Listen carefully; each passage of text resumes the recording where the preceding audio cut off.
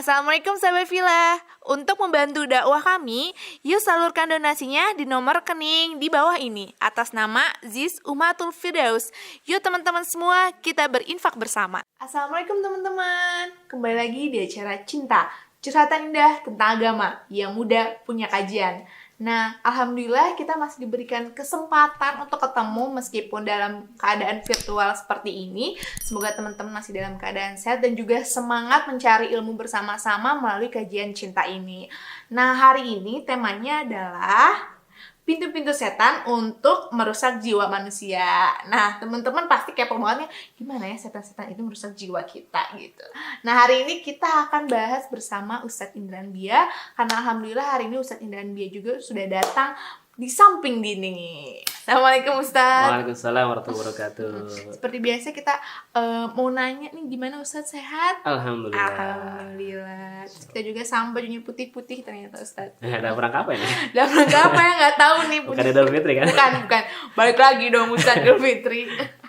Nah Ustadz, hari ini kita bakal bahas pintu-pintu setan yang dapat merusak jiwa manusia. Gitu Ustadz.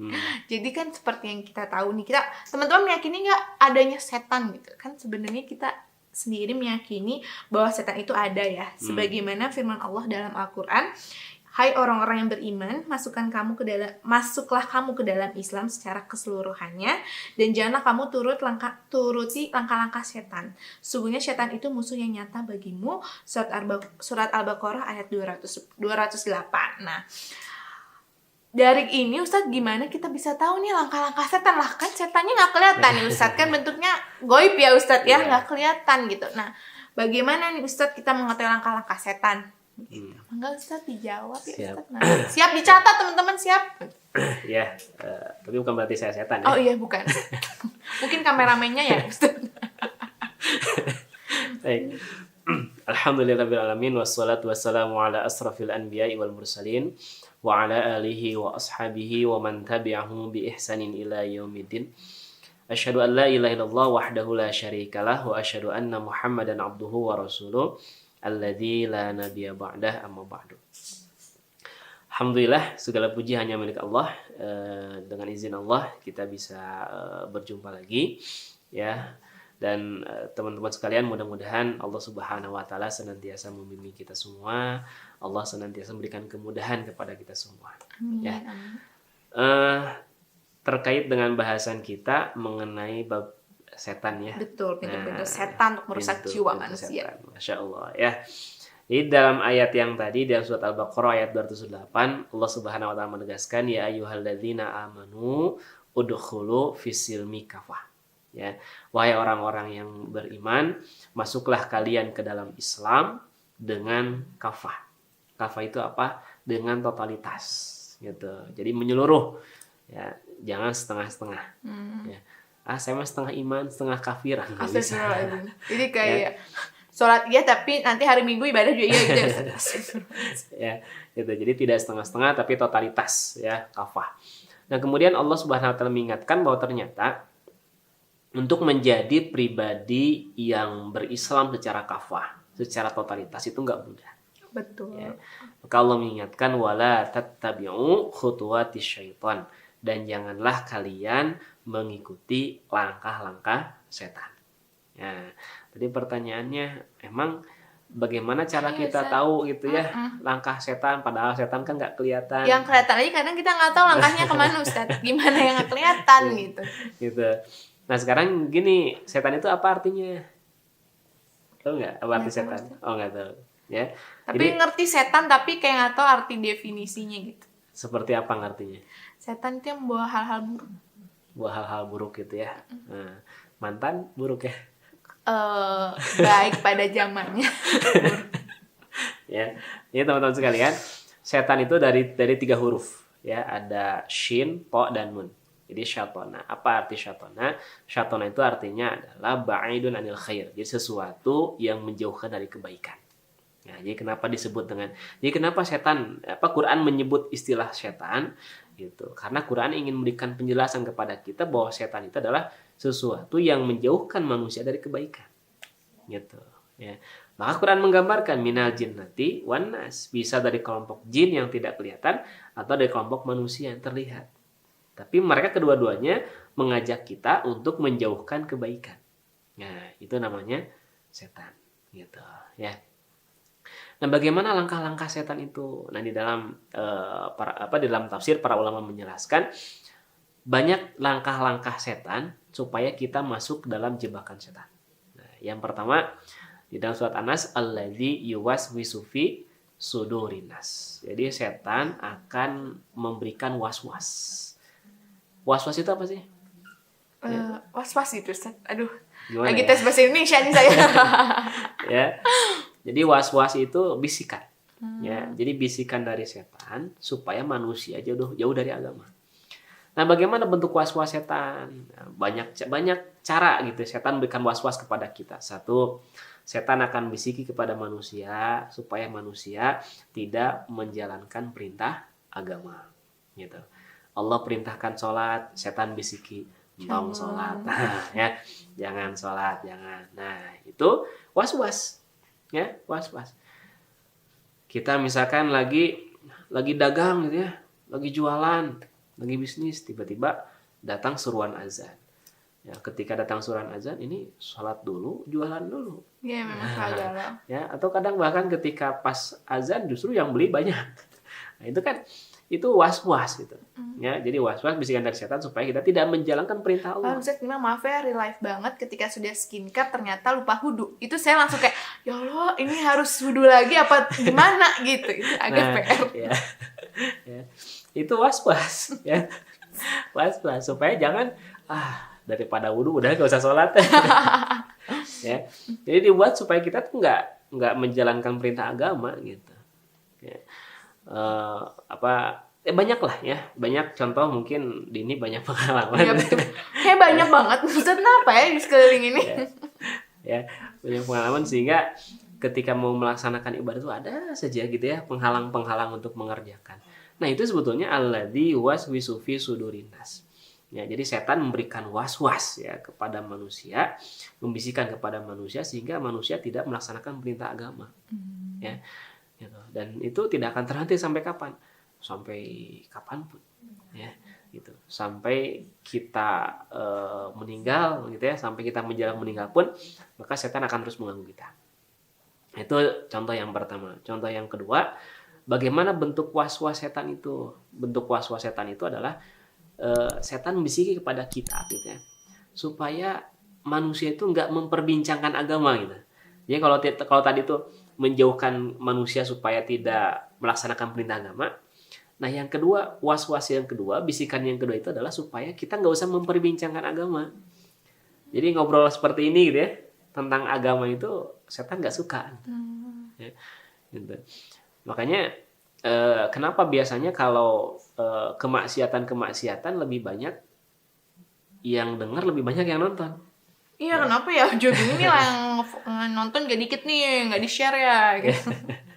Ya, karena memang godaannya besar. Ya, godaannya banyak gitu. Ya.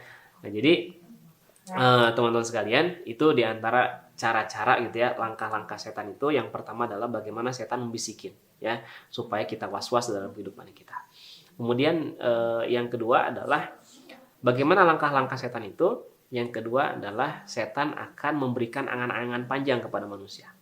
Ya. Bagaimana bentuk angan-angan panjang itu? Di dalam surat An-Nisa ayat 119 Allah Subhanahu wa taala berfirman wala udillannahum wala umanniyannahum. Ya. Jadi benar-benar aku akan menyesatkan manusia wala umanniyannahum, dan memanjangkan angan-angan kepada manusia. Ini langkah setan yang kedua nih. Ya, supaya manusia banyak yang terjebak itu dengan cara apa? Dengan cara panjang angan-angan. Maksudnya apa panjang angan-angan itu? Panjang angan-angan itu bukan berarti kita tidak boleh punya impian, silahkan. Ya, ini punya impian A, B, C misalkan ya, silahkan. Ya, itu impian itu dalam bahasa Arab namanya amani. Jadi aman itu impian, harapan, cita-cita gitu. Dan itu silahkan saja, nggak ada masalah. Nah, ini maksud daripada panjang angan-angan itu adalah para ulama menjelaskan langkah setan adalah bagaimana menjebak manusia supaya manusia itu menunda-nunda berbuat kebaikan. Gitu. Jadi ketika mau berbuat kebaikan tuh dibikin angan-angan yang panjang oleh setan. Nanti aja, nanti weh, kan gitu ya. Kayak misalkan contoh kan kita baru beres Ramadan ya. Kemudian di bulan Syawal ada sunnahnya kita melaksanakan saum 6 hari gitu. Udah beres belum? Alhamdulillah udah. Alhamdulillah sudah ya, gitu. Nah, biasanya setan akan masuk di situ, ya. Ini kan baru tanggal 2 Syawal, nanti aja gitu ya, gitu. Nanti pertengahan Syawal, udah pertengahan, nanti masih ada kan akhir Syawal gitu. Ya akhirnya udah mau akhir, belum juga Syawal. Lupa aja, itu aku suka lupa. Ya, gitu. Nah, kebiasaan menunda-nunda, menanti-nanti itu adalah langkah setan. Gitu. Jadi ketika kita mau mengerjakan kebaikan, kemudian ada muncul dalam pikiran kita, kan masih ada hari esok, kan masih ada minggu depan, masih ada bulan depan. Itu hati-hati, ya. Itu hati-hati. Justru kita sudah terjebak, ya, terjebak dengan langkah-langkah setan, gitu. Itu yang kedua. Kemudian yang ketiga, teman-teman sekalian, bagaimana langkah setan itu, sebagaimana Allah jelaskan dalam surat Al-Baqarah ayat 208, bagaimana langkah setan yang ketiga adalah setan akan membungkus, ya, perbuatan maksiat, perbuatan dosa dengan sesuatu yang indah. Nah, kebayang nggak contohnya gimana? Enggak, Ustaz. Ya. Ya. Jadi ini perbuatan dosa nih, ya, perbuatan maksiat, tapi kemudian dibungkus dengan sesuatu yang indah sehingga kita tidak merasa bahwa ini perbuatan dosa. Gitu. Ya, yang mengerti sih. Ya, banyak contohnya. Kayak misalkan ketika seorang laki-laki berduaan dengan seorang perempuan di tempat yang sepi, boleh nggak? Nggak boleh, Ustaz. Nggak boleh ya. Nanti yang ketiganya setan. Ya, kalau ada yang nemenin, boleh. ya, gitu. Sudah tidak ada setan ya, bukan begitu. Ya, tetap aja itu maksiatan itu. Jadi ini tuh sesuatu yang dianggap ini indah gitu, ya, sesuatu yang indah, padahal justru itu bisa menyebabkan orang terjerumus dalam perbuatan maksiat, dalam perbuatan dosa. Nah, cerdasnya setan tuh begitu, ya, pintar setan tuh begitu. Jadi sesuatu yang perbuatan dosa, tapi ketika dibungkus dengan sesuatu yang indah, seolah-olah itu bukan perbuatan dosa, ya, gitu. Kenapa sih? Enggak. Saya jadi itu. Ya. Memang nih banyak setan ternyata. Gitu. Nah, itu yang ketiga ya. Kemudian yang keempat, langkah-langkah setan ingin menjebak manusia itu adalah supaya manusia melakukan keburukan, ya, dan juga manusia melakukan sesuatu tidak berdasarkan ilmu. Gitu. Jadi kalau kita mengerjakan keburukan, mabok begitu ya, berjudi, berzina, itu kan keburukan-keburukan yang setan mengajak ke situ. Gitu. Setan mengajak supaya melakukan keburukan-keburukan itu. Ya, nah hati-hati kalau kita melakukan keburukan, melakukan perbuatan dosa, kejelekan, berarti kita sudah terjebak, ya, dengan langkah-langkah setan gitu. Ya, walaupun ya memang Allah Maha penerima tobat kalau memang kita benar-benar mau bertobat, ya. Gitu. Kemudian setan akan langkah setan itu apa? Mengerjakan sesuatu yang tidak berdasarkan ilmu. Ya, penting bagi kita mengerjakan sesuatu mesti berdasarkan ilmu, karena kalau nggak berdasarkan ilmu bahaya, ya, apalagi kalau kaitan dengan ibadah itu harus berdasarkan ilmu. Nah, itu diantaranya ya langkah-langkah setan yang harus kita waspadai, gitu Din. Banyak ya, nih kayak semakin banyak banget nih langkah-langkah setan yang diikuti. Nanti harus gimana? Jangan diikuti langsung ini setan gitu ya. Ya. Oke, siap. Ini ya teman-teman juga langsung kayak muhasabah diri kayaknya di rumah nih. Nah, Ustadz, nih ada lagi pertanyaan kedua. Nah, jika manusia itu kan enggak kayak manusia kan kadang-kadang imannya lagi tinggi, kadang-kadang imannya lagi di bawah, lagi gersang gitu, Ustadz ya. Bagaimana pintu masuk setan masuk ke dalam jiwa manusia kayak gitu? Ya, jadi manusia itu makhluk yang unik ya. Iya. Ya, makhluk yang unik. Allah berikan keistimewaan, bahkan dalam Al-Quran wa karramna bani Adam, kami muliakan manusia gitu ya. Tapi juga manusia ketika jauh daripada nilai-nilai agama, jauh daripada nilai-nilai keimanan, bahkan Quran menggambarkan laqad khalaqnal insana fi ahsani taqwim tsumma radadnahu asfala safilin. Manusia akan turun kepada derajat yang paling rendah, bahkan paling hina. Ya.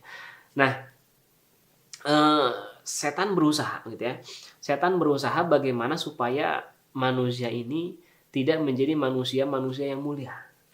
Ya, justru Gigi bagaimana? ya, setan itu gigi kayaknya dan ulet. Ya, gitu. Harus bagaimana? Itulah ujian ya. Ya itulah ujian kehidupan. Ya, apa kita matikan aja setannya gitu. Ya. Jadi itu ujian. Jadi bagaimana kemudian setan akan masuk ke dalam hati manusia, ke dalam jiwa manusia, sehingga manusia terjebak gitu ya. Sehingga manusia jauh daripada nilai-nilai kemuliaan itu. Ya. Maka cara yang pertama biasanya setan itu masuk dengan cara apa? Pintu-pintu setan ya. Masuk dengan cara dengan cara marah. Itu pintu-pintu setan. Ya. Jadi setan masuk ketika manusia marah, maka setan buat manusia itu seperti anak kecil. Wah, ya, seperti tidak ingat apapun pokoknya anak kecil malah gitu kan. Ya. Nah, makanya di dalam hadis Nabi SAW bersabda, laisa syadidu bisur'ah wa innama syadidul ladzi yamliku nafsahu indal ghadab. Jadi orang yang kuat itu ya bukan orang yang pandai berkelahi, bukan orang yang jago gulatnya gitu ya. Walakin akan tetapi orang yang kuat itu adalah orang yang mampu menahan emosinya, mampu menahan marahnya mampu menahan emosi ketika dia sedang marah gitu ya. Jadi pintu setan itu adalah dengan cara buat orang mudah emosi, buat orang mudah marah. Itu yang pertama. Kemudian yang kedua adalah bagaimana setan membuat pintu masuk setan itu adalah dengan cara syahwat. Ya. Gitu. Syahwat ini hal yang Allah berikan fitrah kepada manusia memiliki syahwat ya gitu. Tapi ketika manusia memperbudak syahwatnya, hawa nafsunya, maka nanti ini akan berbahaya ya. Kemudian yang ketiga bagaimana pintu setan itu, yang ketiga adalah bagaimana kemudian dibuat manusia itu kenyang dengan sesuatu yang halal. Lah, maksudnya gimana? Ya, kan boleh halal itu, ya.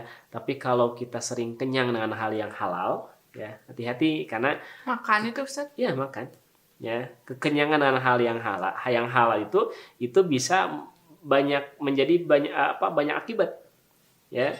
Satu, orang kalau sudah biasa kenyang, maka dia akan lupa ya kepada yang lain.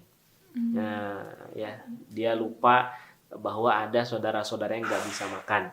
Nah, makanya kenapa Ramadan kemarin kita diajar oleh Allah, dilatih oleh Allah dengan saum, ya, dengan puasa, supaya kita merasakan bagaimana mereka yang mereka yang tidak makan dan sebagainya, gitu ya. Nah, jadi bukan tidak boleh, ya, silahkan. Hadis Nabi SAW, kulu washrobu, makanlah, silahkan minumlah, wala tusrifu, tapi jangan sampai berlebihan, ya, jangan sampai berlebihan, sampai sampai kekenyangan bahkan tidak bisa apa-apa. Aduh, nggak bisa gerak itu ya. Kenyang banget. Ya, gitu. Nah, banyak akibat nanti yang diakibatkan dari hal itu, ya. Jadi tadi kurangnya empati kepada orang lain yang tidak bisa makan, kemudian juga yang kedua justru itu tadi malas mengerjakan ibadah, ya. Malas mengerjakan. Soalnya jadi ngantuk Ustaz. Ketaatan, betul ya. Pernah begitu? Sering astagfirullahaladzim terus aja. Kayaknya episodenya ada episode astagfirullahaladzim. Ya, gitu. Jadi ini harus bukan tidak boleh ya, cuman memang Nabi pun mengajarkan kepada kita supaya kita makan itu sesuai dengan kebutuhan saja. Ya, jangan sampai berlebihan. Apalagi di hidangan berbagai banyak makanan semuanya kita makan akan bahaya gitu ya. Kemudian yang ketiga juga berakibat kepada tubuh ya, itu akan jelek. Nah, kemudian teman-teman sekalian, apa pintu setan? Pintu setan yang selanjutnya adalah kikir ya. Jadi kikir, ketika dia kikir ya, kikir teh bakhil dalam bahasa hadis gitu ya. Dalam bahasa hadisnya bakhil ya, sampai ada istilah al-bakhilu aduwullah ya. Yang kikir itu musuh Allah ya. Jadi orang yang kikir itu adalah orang yang tidak paham bahwa sesungguhnya apa yang dia miliki adalah amanah ya. Makanya kenapa dalam Islam itu ada istilah zakat, ada perintah zakat, ada perintah untuk infak dan sedekah. Supaya apa? Supaya kita bisa berbagi. Toh apa yang ada pada kita kan bukan milik kita. Betul. Ya. Apa yang ada pada kita adalah karunia dari Allah yang bagaimana kemudian kita bisa berbagi dengan orang lain. Ya, gitu. Ini baru gajian, berbagi sama yang lain. Ya, gitu. Betul, Ustaz, betul. Jadi supaya memang tidak merasa bahwa ini adalah milik kita. Semua ini adalah amanah dari Allah, dan kelak apa yang Allah berikan kepada kita harus kita pertanggungjawabkan di hadapan Allah Subhanahu wa taala. Ya. Nah, kemudian masih ada waktu? Sebentar lagi nih Ustaz. Sebentar lagi. Teman-teman kayak udah mau pada pergi ya. Gitu. Ya. Dua lagi. Apa pintu setan yang terakhir ya, dua terakhir. Yang pertama adalah mengajak orang untuk berpikir zat Allah. Ini hati-hati. Ya, di situ akan berbahaya ketika kita berpikir tentang zat Allah. Kenapa berbahaya? Udah nggak akan kepikiran. Ya. Makanya ada sebuah hadis ya dalam Musnad Imam Ahmad, diriwayatkan dari Abu Hurairah, Rasulullah SAW bersabda, "Inna syaitana ya'ti ahadakum fayaqulu," syaitan akan mendatangi salah seorang di antara kalian, kemudian syaitan akan bertanya, "Man khalaqas sama?" Siapa yang telah menciptakan langit? Fayaqulu, kemudian dia menjawab, Allah Azza wa Jalla, Allah Azza wa Jalla. Kemudian setan berkata lagi, Man khalaqal arda? Siapa yang menciptakan bumi?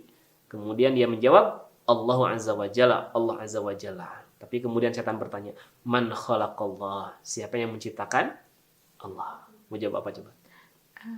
Allah kan berdiri sendiri. Nah, ini usaha setan supaya apa? Kita justru berpikir tentang zat Allah. Ya, jadi ketika setan bertanya, Man khalaqallah? Siapa yang menciptakan Allah? Akhirnya kemudian nanti, Iya gitu ya. Ya, Allah dari mana munculnya? Berarti nggak ada. Kan ujung-ujungnya begitu. Makanya ketika nanti ada orang yang bertanya tentang zat Allah, cukup faliyakul, ucapkanlah, jawablah, amantu billahi wa rasulihi. Aku iman kepada Allah dan Rasulnya. Nah, jadi jangan banyak berpikir tentang zat Allah, tapi tafakkaru fi khalqillah, berpikirlah tentang ciptaan Allah. Ya, gitu. Kemudian yang terakhir bagaimana pintu-pintu setan itu adalah berburuk sangka. Berburuk sangka kepada kaum muslimin. Nah, berburuk sangka kepada saudara, ya. Misalkan teman Dini punya handphone baru misalkan ya. Tapi astagfirullahaladzim. Ya, gitu ya. Muncul buruk sangka, suuzon tuh. Jangan-jangan. Jangan. Apalagi dia bendahara di perusahaan. Waduh, ngambil nih gitu ya. Astagfirullahaladzim. Nah, makanya iyyakum wazzanna fa inna dzanna akdzabul hadits, kata Nabi SAW. Ya, jauhi prasangka buruk. Ya, gitu. Fa inna dzanna akdzabul hadits, karena prasangka buruk itu adalah sebohong-bohongnya perkataan. Jadi kalau muncul buruk sangka kepada saudara kita, kepada kaum muslimin, ini jangan-jangan nih dana Palestina. Iya. Ya, bukan disumbangkan tapi ditilap misalkan gitu. Nah, itu adalah suuzon. Ya, itu adalah buruk sangka. Bagaimana menghentikannya? Ya udah, jangan dianggap. Gitu. Jadi kalau misalkan dalam pikiran kita berpikir buruk sangka kepada saudara kita, kepada kawan kita, caranya adalah jangan percayai ucapan itu. Gitu. Ya, itu pintu-pintu yang akan mencelakakan kita. Ya. Wallahu a'lam bishawab. Nah, teman-teman, hari ini kita udah tahu juga nih langkah-langkah dan pintu-pintu setan mana nih. Jadi teman-teman, ya semoga kita diberikan kekuatan supaya tidak mengikuti langkah-langkah dan masuk ke dalam pintu-pintunya. Amin. Nah, buat teman-teman, makasih ya udah nonton, dan semoga kajian hari ini bermanfaat dan juga menjadi ilmu teman-teman. Jangan lupa di-share kajian ini dan juga semoga menjadi pahala buat teman-teman. Jangan lupa di komen, like, dan juga subscribe. Makasih udah nonton. Wassalamualaikum warahmatullahi wabarakatuh. Waalaikumsalam.